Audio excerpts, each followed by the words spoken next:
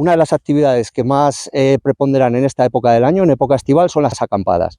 Todo el mundo tiene que saber que la acampada libre está prohibida en todo el territorio de la Comunidad Autónoma de Aragón. Cuando nos encontramos en un espacio como este, en zona de Ibones, que normalmente en un 99% están integradas en un espacio natural protegido, hay muchas otras actividades que orbitan alrededor de las acampadas que también están prohibidas, como por ejemplo el baño en los ibones. Y bañarse en el interior de los mismos provoca la remoción de los lechos y los suelos de estos ibones, la alteración de todos los hábitats y todo el ecosistema de las especies que lo pueblan.